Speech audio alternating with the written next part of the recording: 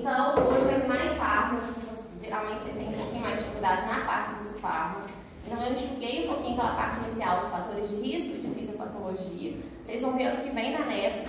Isso no livro da USP está muito bem explicado. Então, depois vocês vão ler isso, tá? Os fatores de risco, que são os fatores de risco meio gerais, a gente vai falando aqui direto, tá? Os casos clínicos eu não posso deixar de colocar, porque é a aplicabilidade prática de vocês. Estou te atrapalhando? Não.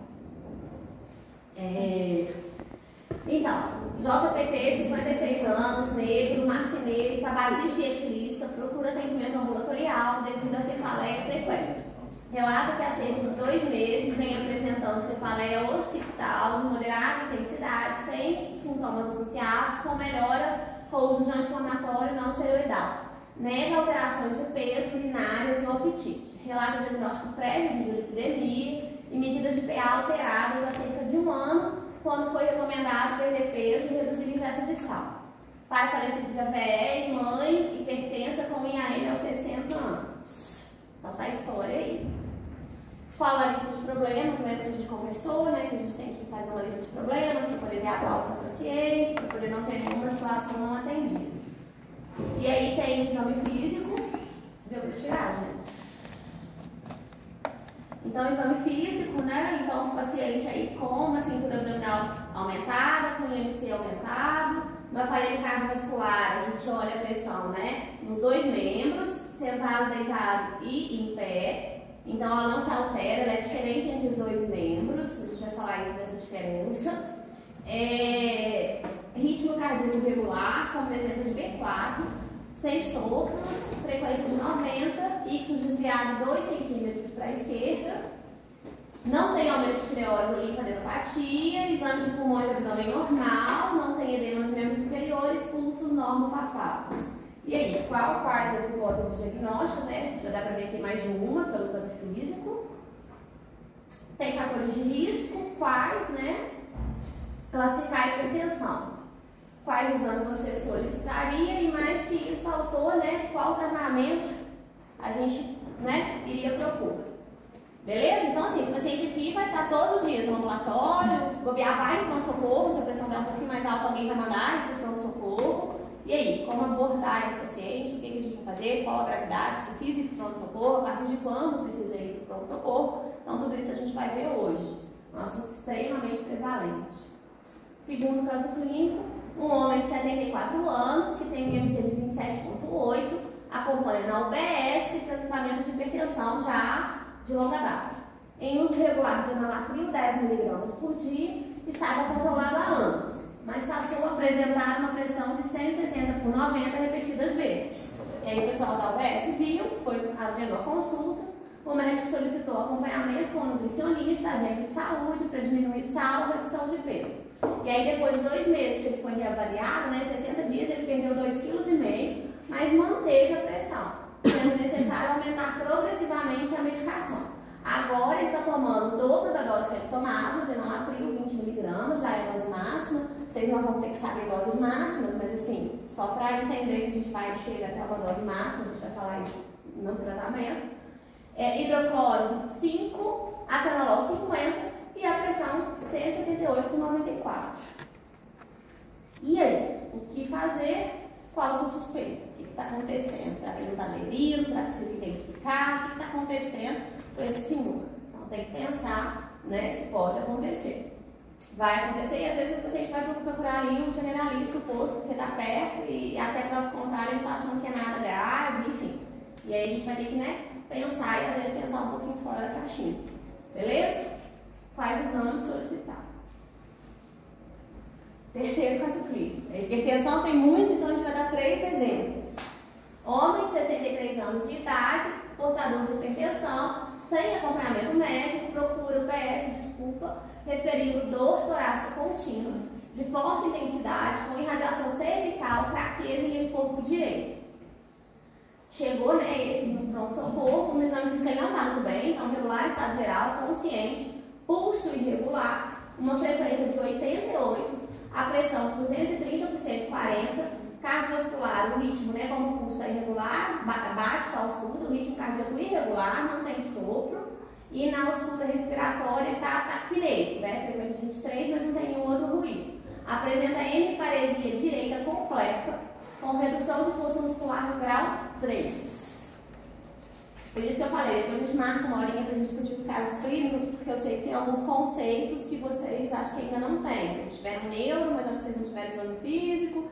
Enfim, de vocês acho que ainda foi na pandemia, mas mesmo quem não foi na pandemia, depois a gente marca. Mas isso aqui, né, vai ter um significado. Nada anunciado, quase nada é à toa. Então, e aí, qual a sua conduta inicial? O que fazer com esse paciente?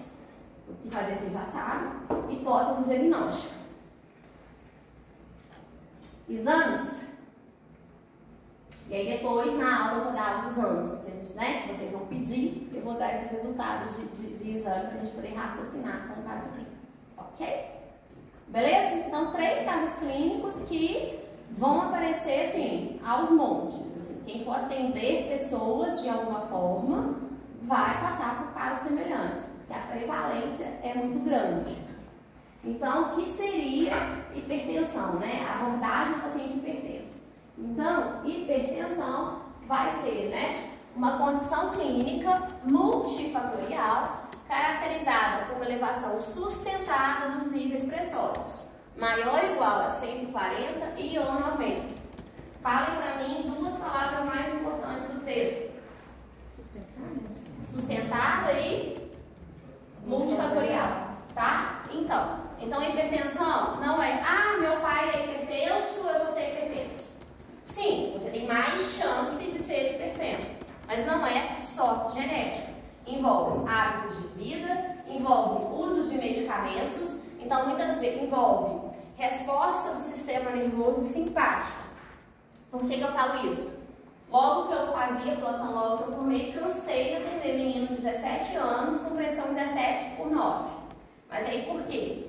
A pessoa chega com uma cólica renal intensa, eliminando o cálculo, estímulo doloroso, libera atividade adrenética, que libera o sistema nervoso simpático, que eleva a pressão arterial. Esse menino é hipertenso, a gente tem que começar a dar remédio. Faltou o quê? Sustentada. Então você jamais vai fazer o diagnóstico de hipertensão, jamais, entre aspas, né? Mas praticamente nunca vai fazer um diagnóstico de hipertensão arterial com uma aferição da pressão, a não ser que essa aferição esteja extremamente elevada, a gente vai ver isso, tá? Tirando isso, a gente não faz diagnóstico com uma medida, a gente precisa de uma elevação sustentada. Esse sustentada, a gente dá um prazo aí, dependendo da situação, ao longo de 3 semanas, tá? Então, assim, a gente pede o paciente para esperar o tempo, até porque existem medicações que podem elevar a pressão arterial. E aí, dependendo da medicação, se for uma medicação que o paciente é obrigado a usar, né, continuamente, às vezes a gente tem que tratar a hipertensão que foi secundária. Vocês lembram lá da dislipidemia? A gente tem dislipidemia primária e secundária. A gente vai falar no final da aula de hipertensão secundária, tá? É pouco frequente, corresponde em torno aí de 5%, em algumas literaturas 10% dos casos de hipertensão, mas eu acredito que seja algo em torno de 5% de todos os casos de hipertensão, mas existe hipertensão secundária também. Então a gente tem que analisar como um todo o que está acontecendo com esse paciente. E daí, mais uma vez na primeira aula, o que é importante? A anamnese, exame físico e a anamnese, todas as conjunturas daquele momento. Quando eu falo que um paciente chegou de 17 anos, com a pressão 17/10 e estava com cólica renal, fica fácil para vocês pensar que é uma ativação adrenérgica que esse paciente está. Mas quando eu falo, às vezes, de um paciente de 50 anos que chegou com cefaleia intensa e que a pressão estava 15/9, todo mundo vai falar a cefaleia é por causa da pressão. E nem sempre é assim. Às vezes o paciente, da mesma forma que o menino com a cólica renal, às vezes a cefaleia está tão intensa que o paciente elevou a pressão arterial, tá? Então, cuidado, porque quando o sintoma é diferente de cefaleia, de cervicalgia, de lombalgia, fica fácil a gente pensar que é secundário. Mas muitas das vezes o paciente com cefaleia vai falar que a cefaleia é porque a pressão subiu. E aí começa a tomar remédio de pressão e fica tido como hipertenso, e às vezes não é bem assim. Muitas das vezes, é porque o paciente já tem outros fatores de risco e já estava ali para hipertenso e desencadeou, assim, precipitou uma hipertensão arterial. Mas nem sempre. Então, muito cuidado com essa relação de cefaleia e hipertensão.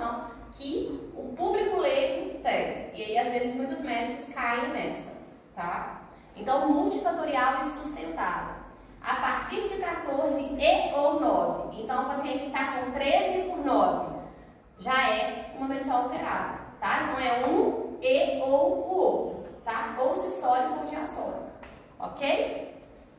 Entendido? E aí, o grande problema. A hipertensão associa a alterações funcionais e ou estruturais dos órgãos-alvo e alterações metabólicas. Isso vai aumentar consideravelmente o risco cardiovascular de eventos fatais ou não fatais. Eu não entendi essa frase, preciso que vocês traduzam para mim. Comecem com o mais fácil. O que seria como complicação, né, como aumento do risco cardiovascular, o que seriam os eventos fatais e não fatais? AVE, não precisa de hemorrágica, né? O isquêmico também é bem grave, tudo bem que a hemorrágica é mais grave, mas o isquêmico também é muito lesivo e causa morbidade. Talvez você quis falar algo fatal, né? Eu nem sempre hemorrágica é fatal, mas eu entendi. AVE, mais um. Infarto, né? Então aí também não infarto, síndrome coronariana aguda, né? Como infarto com mais grave, né? Mas beleza. Mais um. O aneurisma piora, mas às vezes, o aneurisma às vezes você já tem, mas pode piorar, pode agravar, pode desencadear, mas não é tão comum. Dissecção aórtica. Aí vem o aneurisma, né? Sim, mas piora, mas às vezes o paciente tem N fatores, não é só a pressão arterial, não está tão amplamente, seria assim, um percentual mais reduzido da população. Aumentar a incidência de aterosclerose, aterosclerose? Sim, e aí vai levar a síndrome coronariana aguda como evento fatal ou não fatal. E aí então, vocês estão com dificuldade, é sempre assim, eu vou para outra pergunta que vai ajudar vocês a responder. Quais seriam os órgãos-alvo? Coração. Rim. Coração. Ah, alguém falou aí. E por que ele não falou o restante? Quem falou rim? Certo, rim. E aí? Então, qual o outro evento fatal ou não fatal? Insuficiência renal, né? Então, aí o paciente pode levar. A maioria das causas, vocês veem lá no hospital todos os dias, né? Muitos pacientes internados são renais crônicos. E aí você vai ter a principal causa de doença renal crônica. Hipertensão e, em segundo lugar, diabetes, né? Então, aí, fatal ou não fatal, mas com grande morbidade, né? Então, beleza. Alguém falou coração, alguém falou rim. São 4. Cérebro. Cérebro, do AVE, peraí, falta um. Esse é o mais difícil. Pulmão. Pulmão, não. Pulmão, assim, né, diretamente, não causa. Uma insuficiência cardíaca vai acabar afetando o pulmão. Fígado, não diretamente. Ali é mais retorno venoso. E o retorno venoso não é submetido a elevadas pressões de resistência, né? Claro que a hipertensão piora tudo. O rim já foi falado.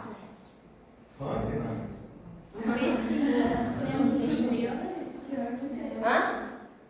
Peraí. Fala aqui de novo. Eu ouvi outra coisa que eu não ouvi direito.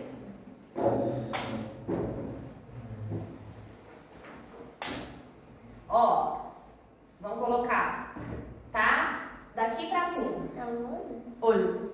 E aí não tem olho, aí não é olho. Vai ser o quê? Retina, tá? Então, retina. Então, são os 4 órgãos-alvos, né? A hipertensão arterial cronicamente mal controlada ou agudamente muito alterada pode levar à lesão de retina, com grande morbidade, porque dá cegueira, dá descolamento de retina e dá cegueira. Antes de descolamento, a gente tem ali os cruzamentos arteriovenosos patológicos. Então, quando a gente está avaliando o paciente hipertenso, o paciente hipertenso de mais difícil controle, se possível, de tempos em tempos, avaliar fundo de olho, para poder ver se essa pressão está controlada ou não, se tem cruzamentos arteriovenosos patológicos. À medida que isso vai aumentando, isso pode indicar um descontrole pressório. Então, repetindo para mim, quais seriam os órgãos-alvo? Coração, cérebro, rim e retina. Beleza? Por que isso é importante? Porque toda a classificação da hipertensão e o tratamento da hipertensão vai depender, entre outros fatores, se você já tem lesão de órgão-alvo ou não.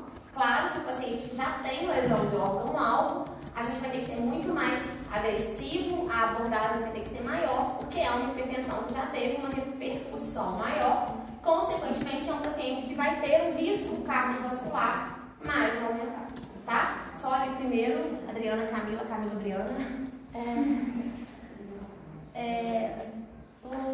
A parte da retina tem a ver com o glaucoma? Não, são coisas diferentes. Glaucoma é aumento da pressão ali no vítreo. A retina é um órgão, né, posterior, que é o órgão que manda para o cérebro a informação de visão mesmo. Não, assim, não tem relação. Hipertensão não é glaucoma, seria uma coisa local. Sim.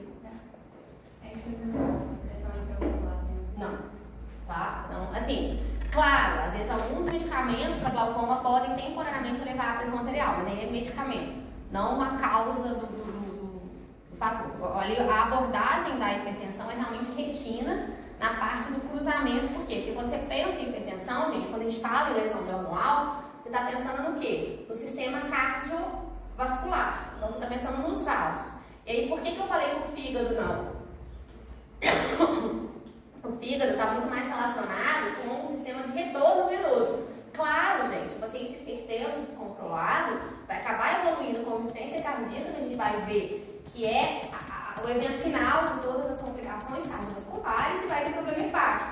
Mas o que é diretamente proporcional ao aumento da pressão arterial? A resistência arterial, a resistência periférica. E aí essa resistência periférica, ela está muito mais manifestada onde? No sistema arterial e não no venoso. Então os órgãos que agudamente, não agudamente, que é crônico, mas que primeiramente sofrem são os principais órgãos que recebem o suprimento arterial. Daí o pulmão também não ser, porque o pulmão, do ponto de vista cardiovascular, está relacionado com o sistema cardíaco muito mais no sistema venoso. Por isso que, vocês entenderam que eu falei, leiam fisiologia, porque não é decorar, é entender. Por isso que os órgãos altos que recebem o suprimento arterial, e aí sim, no aneurisma, dissecção de aorta, sim, está relacionado, mas graças a Deus a frequência disso é muito baixa. Então a gente não pode colocar como um fator, um órgão-chave, né? Mas também está relacionado, ok? Beleza? Entenderam as colocações? Que hoje eu resumi assim, a gente botou bastante objetivo para a gente poder condensar.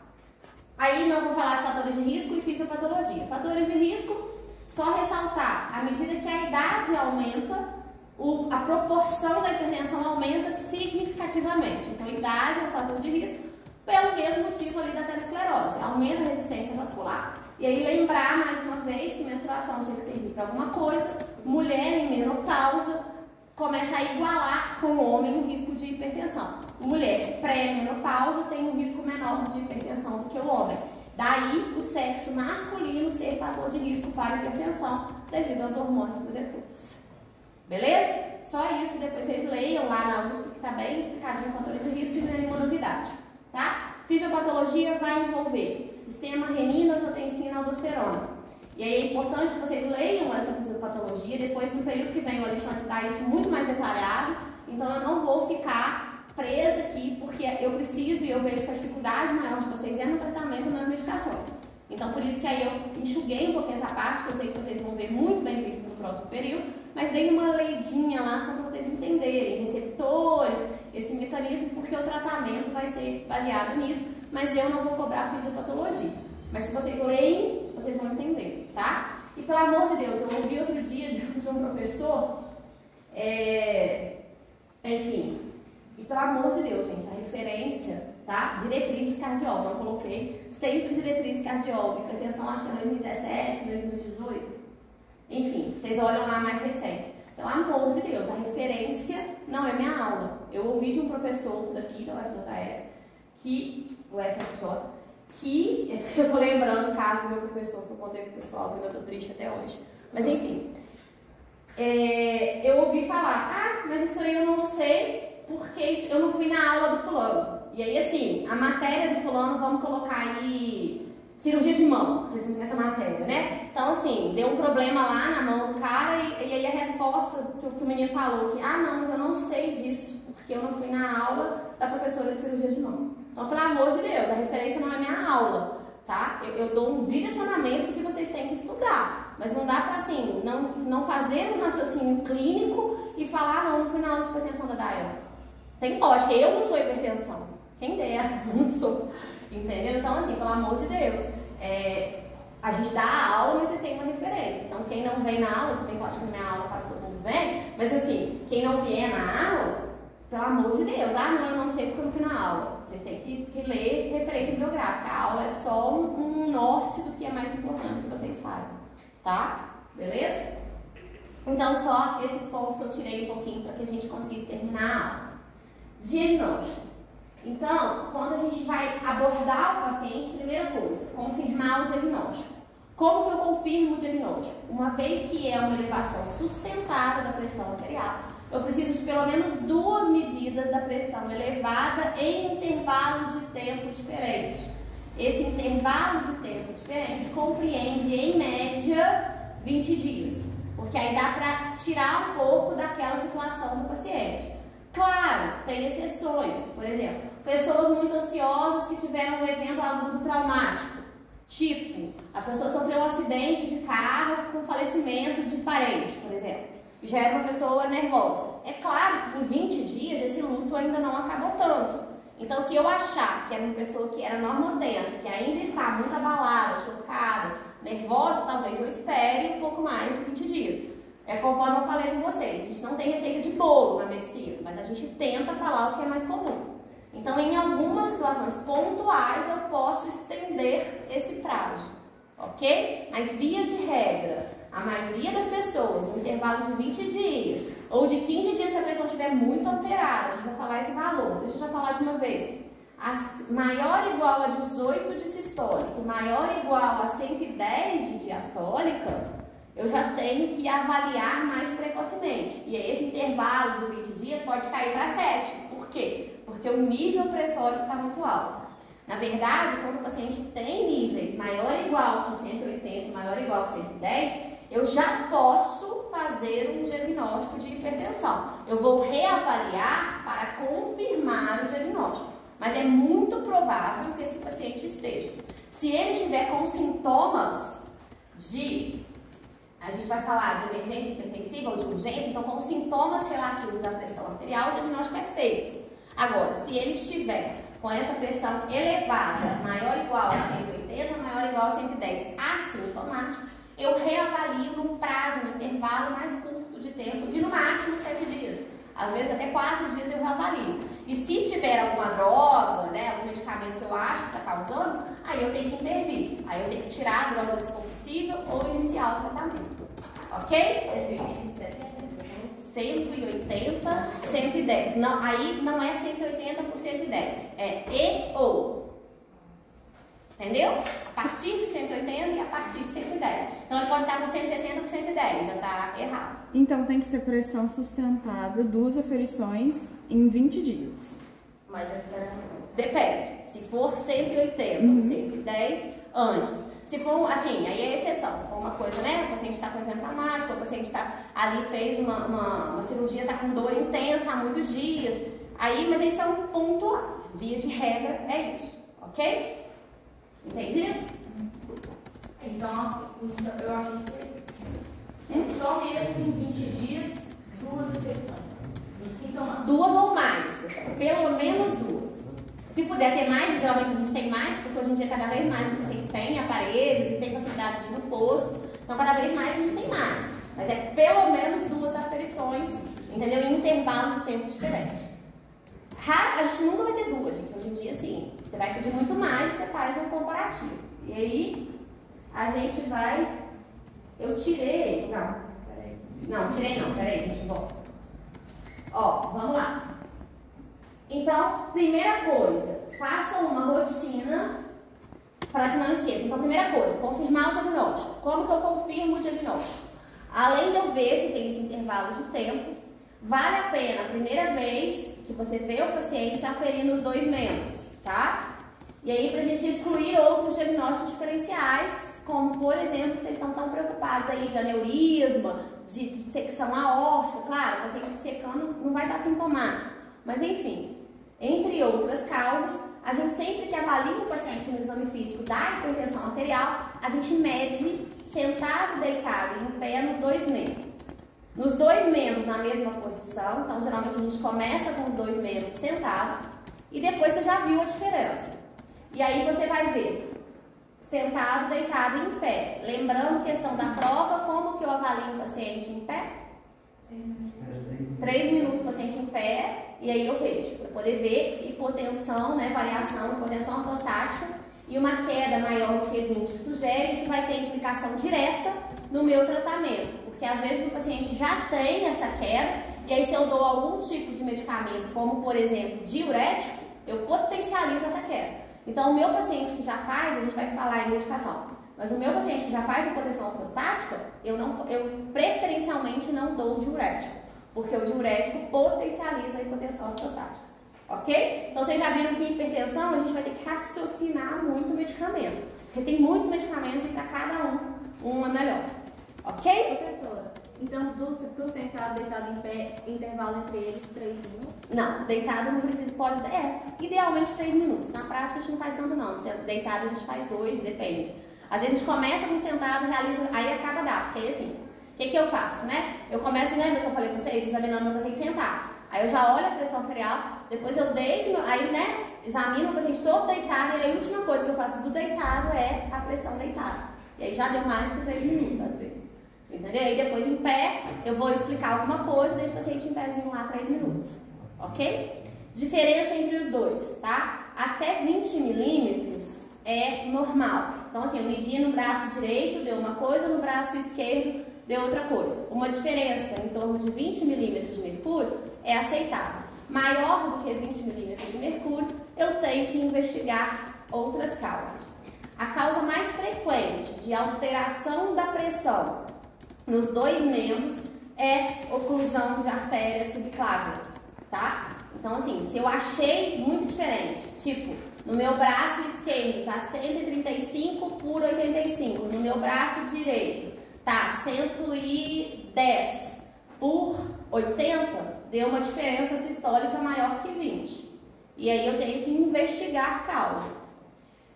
Desautonomia pode dar isso, mas eu tenho obrigatoriamente que pesquisar oclusão de artéria subclávia, ok? Como que eu pesquiso? Doppler de carótida mais fácil, mais acessível, primeiro passo. Suspeitei no Doppler de carótida, aí eu vou fazer uma tomografia ali dos vasos cervicais e braquiais, tá?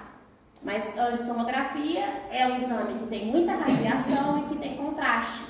Então eu não saio fazendo para todo paciente, a não ser que a suspeita seja muito forte. Ok? Não precisa, não vou cobrar isso, tá? Mas assim, minha consciência está tranquila que um dia eu falo. Já pratiquei muito paciente chega para mim, nossa, ninguém nunca mediu minha pressão nos 2 braços. Muito. Então assim, falei para áreas generalistas, tá? Pode ser no 8º período, no internato, nossa, nunca foi dado isso. Minha consciência está tranquila que eu falo. Mas aí você mede os 2 braços, estão sentados? Não, só numa posição, geralmente sentado. Tá? Agora, a diferença deu muito grande, aí você pode confirmar, né? Mas assim, aí também confirmar na mesma posição, porque às vezes a posição varia, tá? Aí, por exemplo, sentado com os 2, mas deitado em pé, a gente pode escolher ou eu prefiro? Então, boa pergunta, assim, a gente geralmente mede no mais alto, tá? A maioria do mais alto, na maioria das pessoas, é o esquerdo. Alguma pessoa dá diferente, alguma pessoa dá igualzinho, algumas têm o direito mais alto, mas a maioria das pessoas, se você for olhar, tem uma diferença em torno de 10 a 15 no esquerdo mais alto, tá? Em termos de frequência, não estou falando ali de significado, assim, acaba que o lado esquerdo está mais próximo ali, então acaba que a resistência é um pouquinho maior, mas é uma coisa muito pequena, tá? A camada elástica, né, a camada média das artérias compensa isso, mas em alguns pacientes não consegue compensar e dá essa diferença pequenininha, ok? Mas curiosidades, não vou cobrar qual que é mais alto também não, só assim, pra vocês entenderem, a maioria das pessoas é assim. E aí, assim, preferencialmente você mede nas posições diferentes do mais alto. Aproveitando a pergunta do Pablo, eu medi no paciente, estava lá, fazendo o exame físico, bonitinho, e aí nesse paciente que eu medi, deu, no braço esquerdo, deu 135 por 90. No braço direito, deu 130 por 85. Deitado, deu 140, aí eu fui olhar no esquerdo. O esquerdo deu mais alto, então eu vou olhar no esquerdo nas outras posições. No esquerdo, aí deitado, deu 140 por 90. E em pé, deu 130 por 80. E aí, essa pressão está alterada? Tá. Porque deu 140 e deu 90, independente ali da posição. Ok? Então aí, assim, não estou falando que eu tenho que obrigatoriamente começar um tratamento. É um paciente que não tinha histórico de hipertensão e nunca teve pressão alterada. Então, não necessariamente eu vou começar a medicar. Mas eu tenho que reavaliar esse paciente e pedir que ele acompanhe essa pressão arterial? Sim. Ok? Porque deu, lembra que eu falei? 140 ou 90. Ok? Entendido o raciocínio? Não confirmei o diagnóstico, mas eu tenho que pensar. Então, se novamente depois ele tiver a pressão alterada, pode ser, eu posso confirmar o diagnóstico. Ok? Suspeição e identificação de causa secundária. Façam disso uma rotina, porque senão vai passar batido. Avaliou o paciente, viu que esse paciente está com pressão alterada. Pensar, será que esse paciente tem algum fator que me leva a crer que esse paciente possa estar desenvolvendo uma causa secundária de hipertensão? Porque se vocês não pensarem isso passa batido, nunca vai ter diagnóstico de hipertensão secundária. Na maioria das vezes, a resposta dessa pergunta vai ser não, é uma hipertensão essencial, primária. Mas se eu não pensar que esse paciente possa estar tendo uma causa secundária, eu nunca vou fazer diagnóstico. O último slide da aula vai ser das causas secundárias. Mas pensar, eu posso ter uma alteração ali na minha artéria renal. E essa alteração na artéria renal vai mexer em que diretamente? Em todo o sistema renina-angiotensina-aldosterona. E aí, se eu tiver uma obstrução ali na minha artéria renal, eu posso desenvolver uma hipertensão secundária, então tratando aquele problema, eu melhoro a hipertensão. Do mesmo jeito, eu posso estar desenvolvendo uma síndrome de Cushing. É um paciente reumatológico que começou para doença reumatológica altas doses de corticoide. E aí esse paciente pode estar desenvolvendo Cushing e aí ele, por isso, estar hipertenso. Apneia obstrutiva do sono. Então, o paciente, às vezes, começou uma hipertensão leve ali porque está dormindo mal, porque o sono está piorando, ele está fazendo apneia, isso está mexendo ali na minha PO2, e aí o paciente está desenvolvendo reativamente uma hipertensão secundária, tá? Muitas das vezes, como na apneia obstrutiva do sono, o paciente vai ser hipertenso, porque a apneia, às vezes, tem a ver com aumento de obesidade abdominal, e aí tem a ver com fatores de risco da hipertensão. Mas se eu não corrijo a apneia do sono, eu não consigo um controle pressórico. Então, às vezes, o paciente vai ter as duas coisas, vai realmente ser hipertenso, mas uma causa secundária está descompensando e prejudicando o meu controle da hipertensão arterial. Então, sempre lembrar que existem causas secundárias. Coloquem isso na rotina de vocês, porque senão as causas secundárias vão passar batido. E aí, às vezes, vocês não vão conseguir um controle e está faltando pensar na causa secundária. Beleza?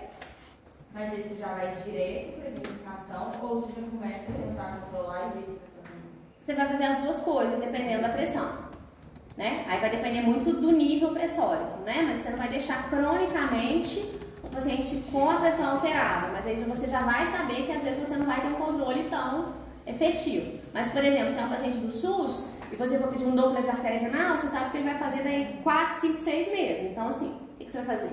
Aí você vai ter que aumentar a medicação, mas aí você já tem que... Ou conversa com a família, enfim. Aí são questões, mas enfim, aí depende muito. Você vai fazendo as duas coisas simultaneamente. Mas aí essas causas secundárias, elas vão ter sintomas meio que mais específicos, ou não? Não, sintomas não, porque o sintoma, a gente vai ver na maioria, né? Eu esqueci de falar, todo mundo se falar essa pergunta. Qual é o principal sintoma da pressão arterial? Dor de cabeça? Não tem sintoma. Assintomático. A hipertensão é assintomática, sintoma de lipidemia. Eu queria que sangrasse, eu queria que doesse. Aí o paciente ia tratar. O paciente não sente nada. Alguns pacientes têm cefaleia, tem mal-estar, sentem-se diferentes. E aí sim, o paciente que tem sintoma, talvez cervicalgia seja o mais frequente. Mas nem necessariamente está acontecendo pela pressão arterial. Às vezes o paciente tem aí um problema de desvio de coluna, e aí ele fica mais tenso, sente mal-estar e reflete na região cervical. Mas na hipertensão, gente, é igual a dislipidemia, assintomático. Por isso que você tem que orientar e o paciente tem que de vez em quando aferir a pressão arterial, porque a maioria das vezes é assintomático. E aí, assim, o paciente que tem hipertensão secundária, dependendo da causa, ele acaba tendo às vezes algum sintoma porque os níveis pressóricos são mais altos, dependendo da causa. Por exemplo, uma oclusão de artéria renal, o paciente faz hipertensão mais grave. Então aí, como ele faz níveis pressóricos mais alterados, ele começa a ter algum sintoma de lesão crônica de órgão-alvo. Então, entendeu? Porque aí vai, não pela pressão, porque aí lesou ali o órgão-alvo e desenvolveu o sintoma. Ok? Beleza? É porque eu tirei alguns slides e eu falei de sintoma, assintomático. Beleza? Aí, gente, mesma aula, podia gravar uma aula, não precisava vir aqui, né? Todo mundo, o que a gente faz? Extremamente prevalente, população, né? Na família de vocês, com certeza, impossível a família de vocês não ter ninguém hipertenso. Então, todo mundo convive com o problema, a prevalência é altíssima. O que eu faço? Quem tem mais risco de evoluir com complicação fatal e quem tem menos risco? Como que eu faço isso daqui para frente em todas as doenças? A avaliação do risco cardiovascular. Eu vou fazer isso para todo mundo, ok? E aí, como que eu avalio o risco cardiovascular, além de todos aqueles riscos que vocês já sabem? Sedentarismo, obesidade, dislipidemia, glicemia alterada, diabetes, né? Tudo que vocês já sabem.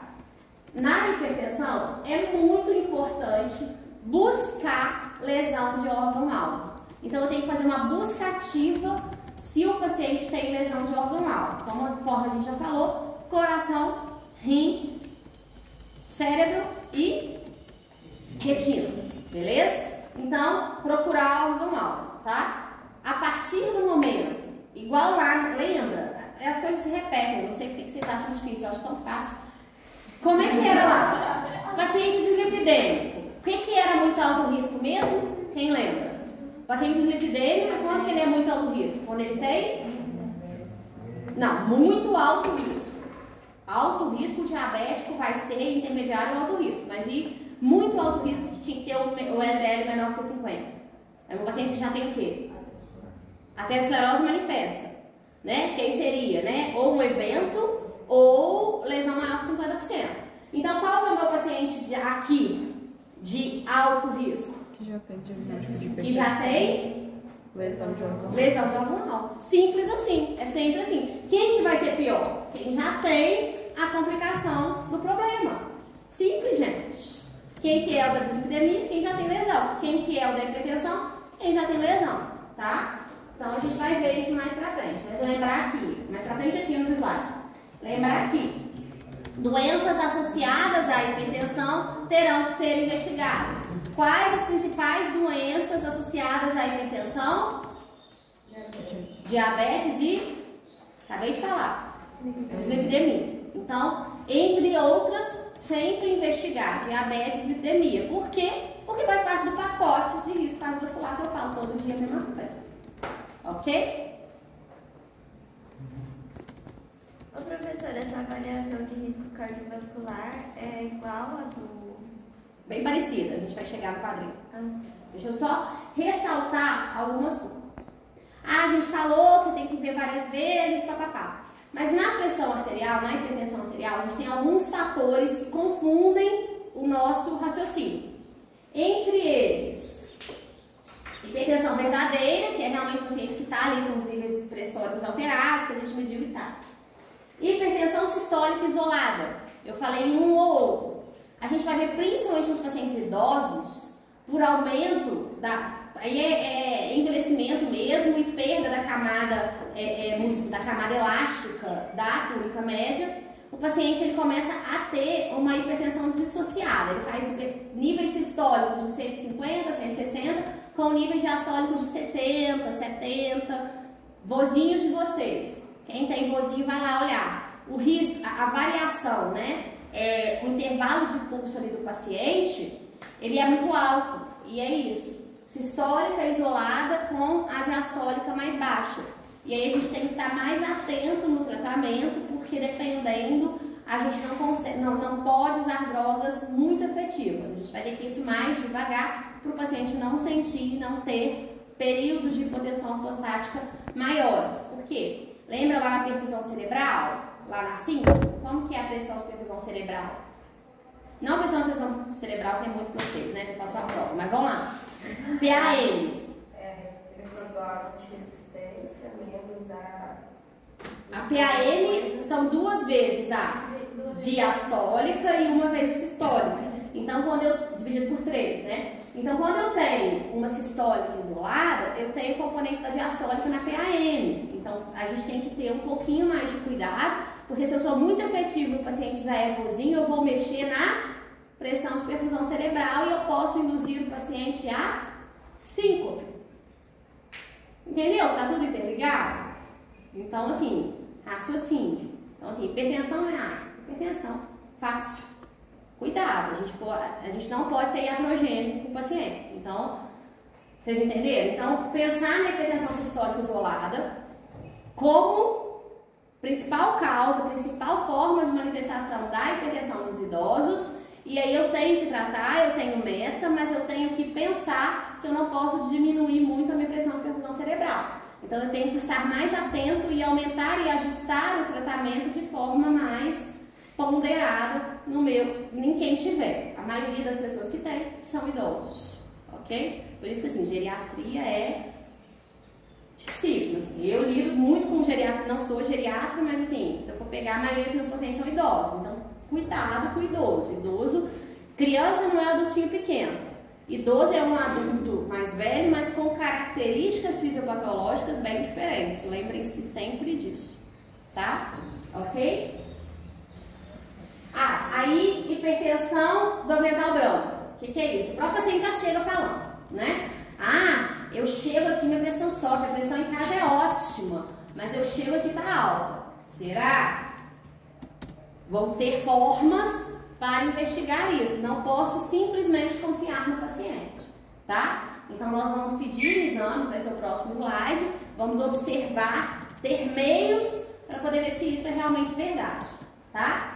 Entre outras coisas, hipertensão mascarada. Hipertensão mascarada é muito menos frequente, mas acontece, principalmente no paciente já cronicamente mais doente. Então, é aquele paciente que chega no consultório com a pressão boa, com a pressão controlada, mas eu observo características de piora nesse paciente. Quais características de piora?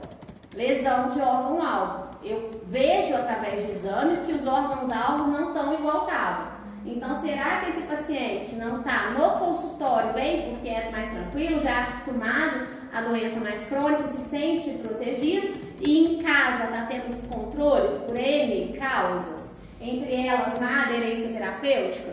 Então, às vezes o paciente no dia da consulta tomou o remédio e em casa não toma. Entendeu? Lembrar sempre. E aí, gente, na minha residência a gente fazia muito isso, o pessoal aqui da clínica não sei, muita gente não faz isso. Cuidado! Uma das causas de internação por hipertensão arterial é para poder verificar uma hipertensão resistente. A gente vai falar o que é uma hipertensão resistente mais pra frente. O que é isso? O paciente está com nível super alterado, e você já colocou 4, 5 drogas para ele e não melhora a pressão. Gente, é impressionante. Desses pacientes, 90% quando você interna, a gente já interna com metade da dose e com metade das medicações. E o paciente quase choca na enfermaria. O paciente vai para 9 por 6, 8 por pouco. Por quê? Muitas das vezes o paciente não está tomando a medicação adequadamente. E aí, hoje em dia, a gente tem cada vez mais recursos. Entre eles, associação terapêutica no mesmo comprimido. Então, às vezes, você coloca um comprimido que tem 3 medicamentos. Aí o paciente toma aquele medicamento em horários, às vezes a posologia, uma vez só por dia, e aí você evita essa resistência a medicações. Porque às vezes é difícil, o paciente mais idoso tomar um monte de medicação, às vezes ele confunde, ele não toma, enfim. Entre outros problemas, pensar sempre quando vê um paciente mal controlado, que esse paciente pode estar com aderência complicada à medicação por N fatores. Ok? Então, também, uma das coisas que eu vou perceber, hipertensão mascarada, hipertensão do avental branco, né, do jaleco branco, o que eu vou pensar? Eu tenho que ver eu tenho que pesquisar os órgãos-alvo. Se eu estiver vendo que está tendo alteração de órgão-alvo, pode ser que não seja só uma hipertensão do avental branco, então o paciente está realmente hipertenso, e na mascarada o contrário. Pode ser que esse paciente veio para mim controlado, mas quando eu vejo no exame, ele está evoluindo com alterações. Beleza? Então, sempre avaliar o avental branco, a resistência à medicação e não esquecer no paciente medicado de pesquisar a hipertensão postural, porque pode ser causa de queda e principalmente no idoso isso pode ser drástico, tá? E aí, gente, voltando aí na questão, né? Então, primeira visita, você vai aferir a pressão, vai aferir nos 2 membros, nas 3 posições. Vai fazer uma anamnese do exame físico detalhado e vai pedir uma avaliação laboratorial que a gente vai colocar para vocês o que a gente pede para o paciente hipertenso. E aí, se eu achar, né, foi uma emergência ou urgência hipertensiva, e aí na emergência ou urgência hipertensiva, eu considero uma pressão arterial maior ou igual a 180/110 com sintomas, tá? Então, se o paciente tem sintoma, dor torácica, dispneia, turvação visual, urina espumosa, anúria, então tá com algum problema, assim, tá com algum sintoma mais grave, emergência hipertensiva, urgência hipertensiva, e aí tá feito o diagnóstico. Agora, se o paciente tem maior ou igual 140/190 e o risco cardiovascular dele é baixo ou médio, eu vou esperar, tá? E aí eu vou pedir alguns exames e reavaliá-lo ao longo de um tempo. Então, geralmente eu reavalio dentro de um mês, dentro de 20 dias, ok? Agora, se o paciente tem maior ou igual a 140/90, tem risco cardiovascular alto, ou a pressão já foi maior ou igual a 180/110, eu vou começar a tratar. E aí, se for uma causa secundária que vai levar a esses níveis muito alterados, eu corrigi a causa secundária, tudo bem, não está mais hipertenso, você estava hipertenso por causa disso, disso e disso. Mas a princípio, pelo nível alterado, eu já faço o diagnóstico de hipertensão. Ok? Entenderam? Aqui é a mesma coisa. É esse nível aqui, só que lá com sintomas. Às vezes o paciente já é cronicamente hipertenso e não tratava e está com esses níveis assintomáticos. E aí eu não preciso mandar para o pronto-socorro, tá? Eu vou começar a tratar. Ele está assintomático? Ok? Entenderam? E aqui o que eu vou fazer? Nesse paciente, dentre outros exames, a gente tem monitorização residencial da pressão arterial e o mapa de 24 horas. Eu vou ver o perfil do meu paciente e vou ver o que ele se adequa. A monitorização residencial da pressão arterial pode ser feita pelo próprio paciente. Hoje em dia a gente já tem aparelhos validados que fazem isso. Então, do mesmo jeito que eu peço o mapa para o paciente ficar 24 horas, eu posso pedir monitorização residencial da pressão arterial.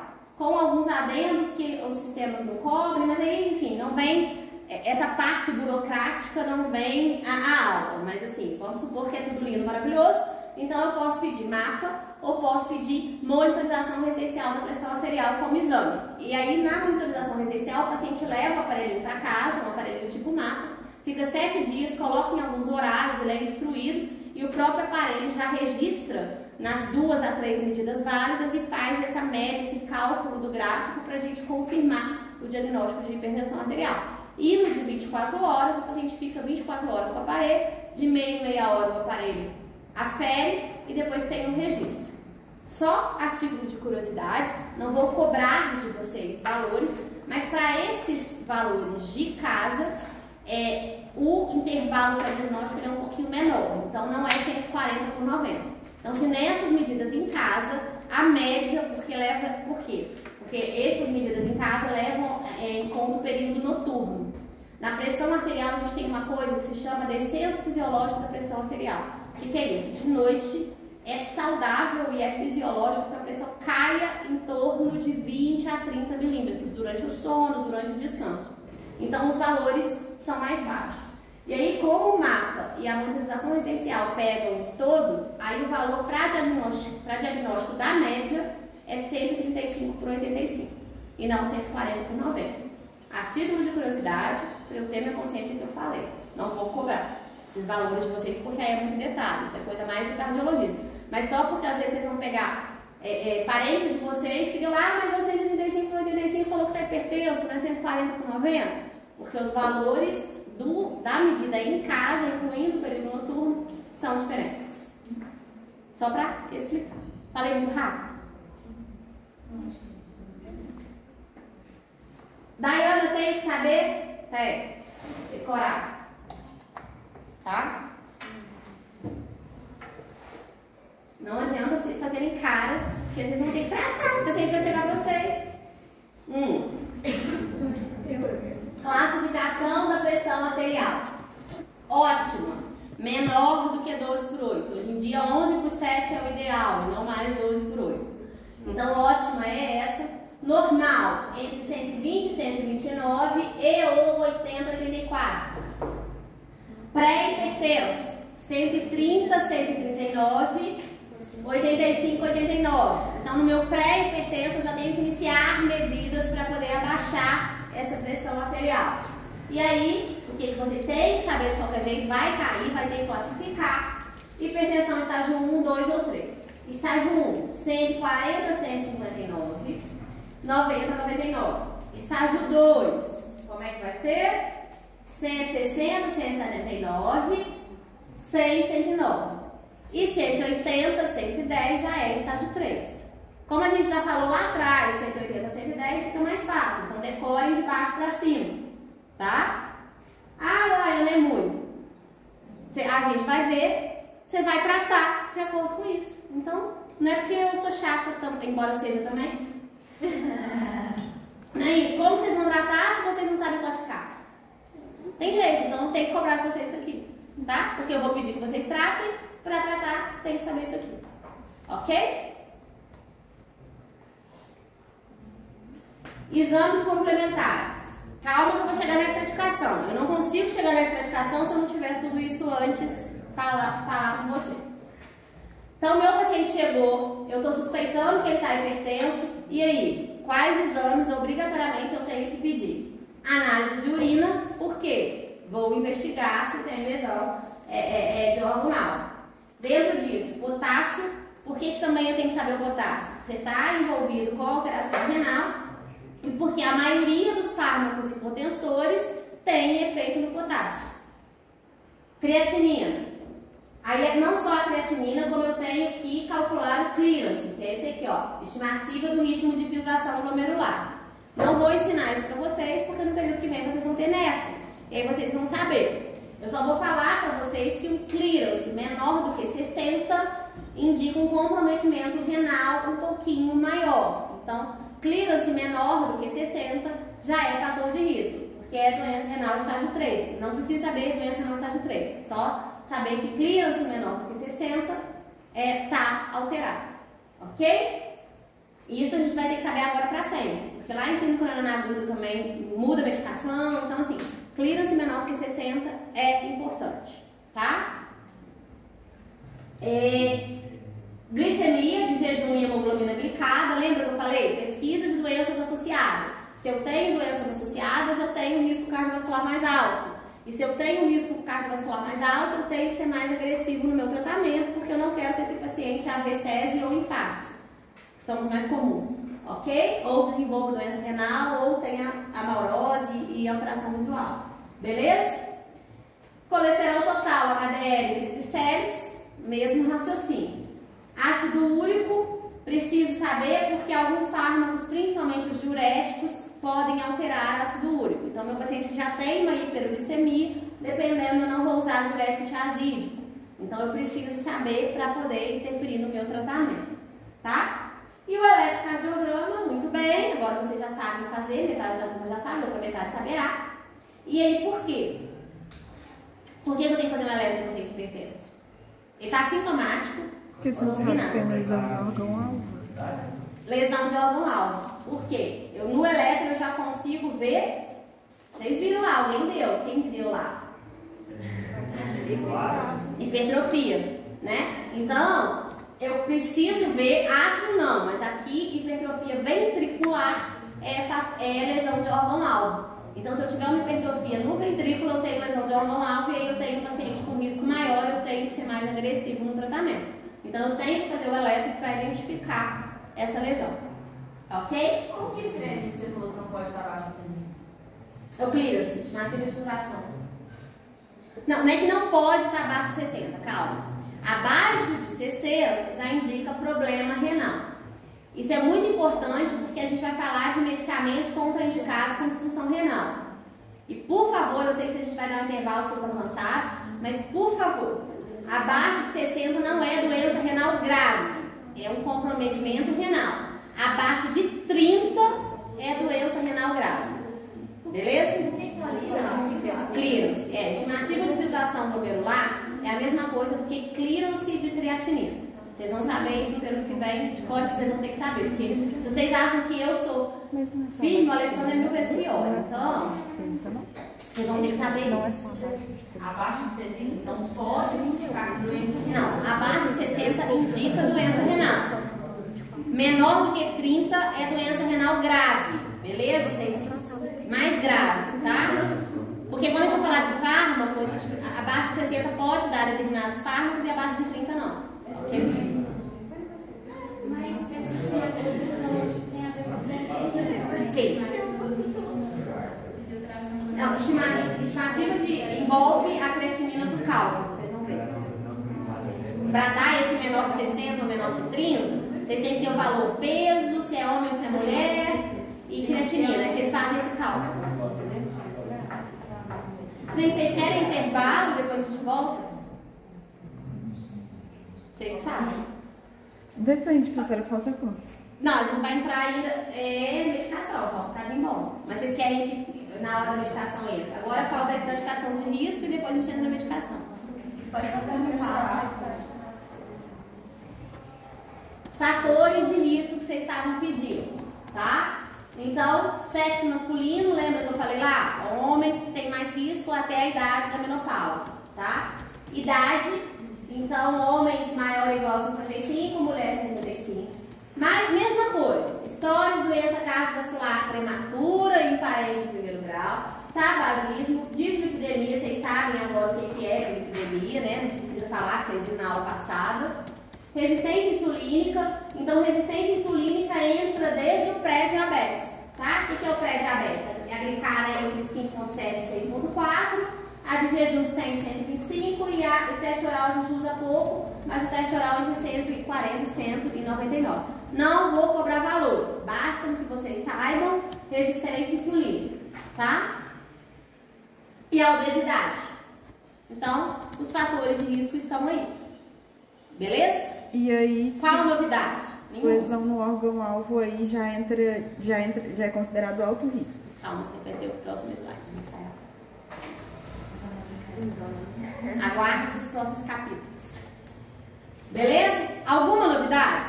Nenhuma. A mesma coisa sempre. Não sei pra que eu venho dar aula na sexta-feira. Micaela. Lá embaixo. Como que eu vou fazer? Então, eu vou pegar os fatores de risco. Entre os fatores de risco, eu já vou ter lesão de órgão-alvo. Se eu tiver lesão de órgão-alvo, olha lá na última linha. Risco alto. Então, tem lesão de órgão-alvo, acabou o risco alto. Além disso, lembra que eu falei que eu tinha que dar antes das classificações? Por quê? Porque é claro que um paciente que está com pressão de 175 não é a mesma coisa que um paciente que está com pressão de 140. Então, dependendo do estágio que ele está, o risco vai ser mais alto. Quanto mais alta a pressão, pior para o paciente, tá? Então, ao avaliar essa tabelinha, peguem os extremos. Então, a mesma coisa lá do muito alto risco. Então, se o paciente é diabético, doença renal estágio 3, quanto que é doença renal estágio 3 mesmo? Menor que 60. Lesão de órgão-alvo, perdeu, independente da pressão, e olha aqui, até o pré-hipertenso já é risco alto. Então, independente do valor da minha pressão, né, desde que ela esteja a partir de 130, já é risco alto. Então, eu já tenho que intervir, ou de forma não medicamentosa ou de forma medicamentosa, tá?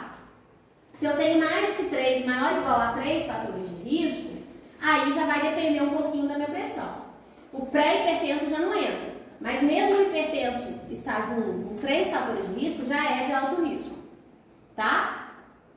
Agora, se ele tiver só 3 fatores de risco e a pressão está limítrofe, ele já é moderado, ok? Agora, quanto menos fatores de risco, então se eu não tenho nenhum fator de risco e a minha pressão está no limite, beleza, tranquilo. Agora, se eu não tenho nenhum fator de risco e a minha pressão já está ali em 140, opa, eu já entro de risco baixo, tá?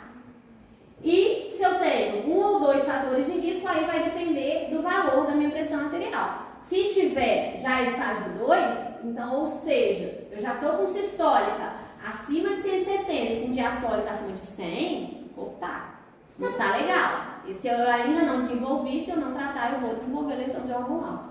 Então, eu já entro com alto risco. Então, o que eu sugiro de vocês? Entendam o que é o alto risco, que o resto fica fácil. E é lógico, ou seja, eu não tenho nenhum fator de risco, mas minha pressão está maior ou igual a 180? Isso está normal? Claro que isso vai dar algum problema se eu não intervir. Entendeu? Então já alto risco. Beleza? Agora, só para a gente identificar a lesão de órgão-alvo. Vocês querem intervalo agora? Depois a gente entra ou a gente fala só do elétrico? Eu estou falando elétrico porque lembra que eu falei? Se eu tenho lesão de órgão-alvo, eu já entro com alto risco. E elétrico a gente tem em qualquer biboca, né? Elétrico, qualquer lugar você vai lá e faz o elétrico. Então eu estou lá no meio do rio, na zona rural.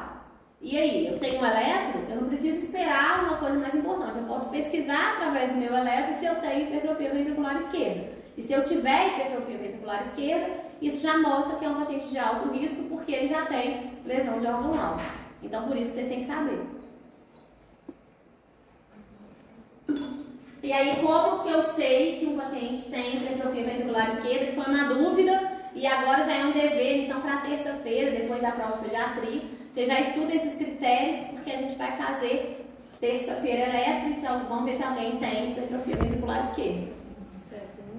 Tomara que ninguém, mas... Só que ninguém vai ter. Por quê? Critérios. Por que ninguém vai ter? Idade. Então, mas do outro pode ter.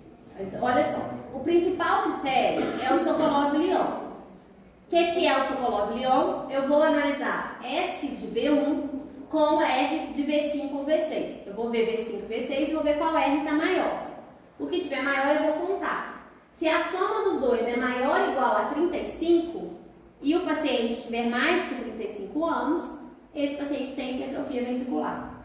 Ah, por que 35 anos? Indivíduos jovens têm a amplitude do complexo mais alta, transmitem melhor a carga para o registro do eletrocardiograma. Então, esse critério só é válido para adultos maior que 35 anos, principalmente homem. Homem tem tendência de ter o ventrículo um pouco mais hipertrófico por constituição física de massa muscular, tá? Então, alguns de vocês pode ser que dê o critério, mas como não tem mais de 35 anos,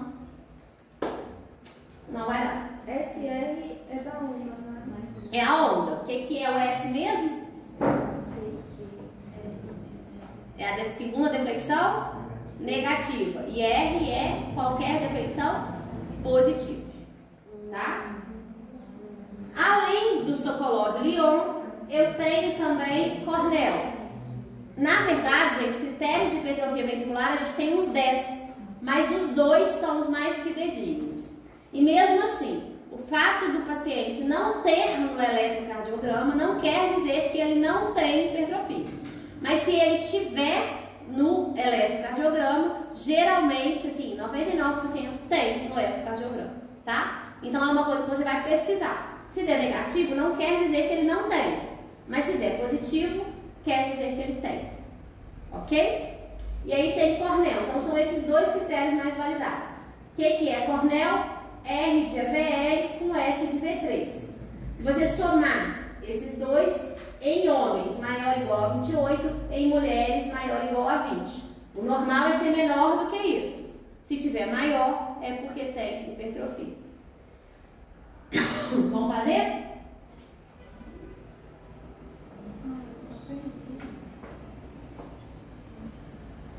O que eu tenho que olhar? Qual que é maior em V1? R ou S? S. Então, o que eu vou contar? S. Quanto que dá o S de V1? Quadradões. 1, 2, 3, 4. 4 e uns 3 ali. 4 vai dar? Cada um é 5, né? Grandão. Então, vai dar 23, mais ou menos. Né? Então, 23 tem que ser maior que quanto mesmo? V5 ou V6. Ah lá, V5 ou V6? Qual que tá maior? V5. Tá mais ou menos igual, parece que o V5 tá um pouquinho maior, né? Vamos contar em V5. 1, 2, 3, 4, 5, 6. Só aí já deu quanto? 30. Com mais 23. Esse paciente tem mais do que 35 anos? Se tiver, só coloca ion positivo, hipertrofia ventricular. Cornel. Quem veio com Cornel? R de AVL com S de V3.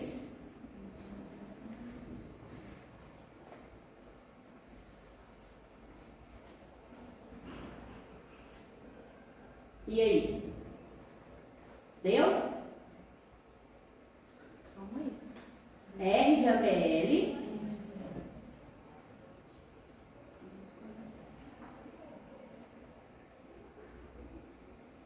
Já deu, gente. Já deu mais que 30, então é mulher ou é homem? Tanto faz. Homem não é 28? Então já deu, tá? Pra vocês fazerem sozinhos. Os dois? Os dois. Primeiro. Nossa, o V5 nem dá pra saber. Tá tão grudado. Aí faz o V6 que dá. Mas o V5 pode dar. O V6 tá indo até aqui, ó. Nossa, então já foi, já. Não só o V6, não. 1, 2, 3, 4, 5, 6. Já deu 30. Então já deu, né? Depende da idade. E o Cornel? Mas é o que mesmo que eu esqueci? É S de V6? Que eu olho? Ah, R, obrigada. E de V1? E no, o S até de V1 tá pequenininho, ó, mas como o de V6 tá bem grande. E o Cornel?